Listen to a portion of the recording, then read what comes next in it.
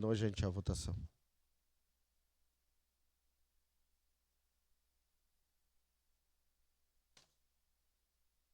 Em segunda discussão e votação, o projeto de lei número 99/2024, contido no processo número 127/2024, de autoria do Poder Executivo, que inclui o concerto de moda da Serra Gaúcha no calendário oficial de eventos do município de Caxias do Sul.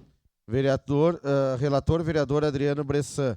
Com a palavra, o relator ad hoc, vereador Felipe Grêmio Maier. Senhor presidente, solicito dispensa da leitura por ter sido lida em sessão anterior.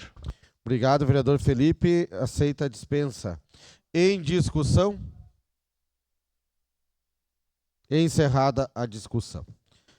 Em votação, solicito aos vereadores e vereadoras que registrem seus votos.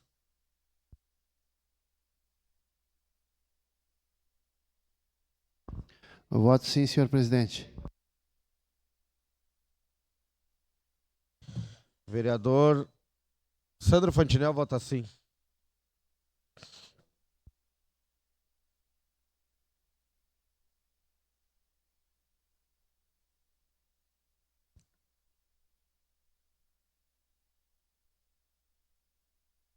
Favorável, presidente.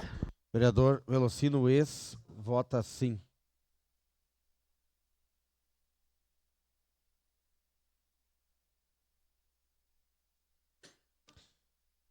Encerrado o registro dos votos. Encerrada a votação.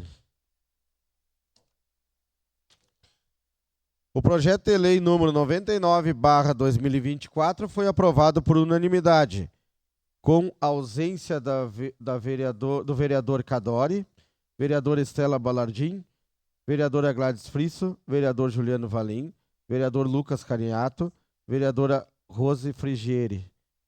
Em representação, vereadora Rose Frigieri e vereadora Marisol Santos.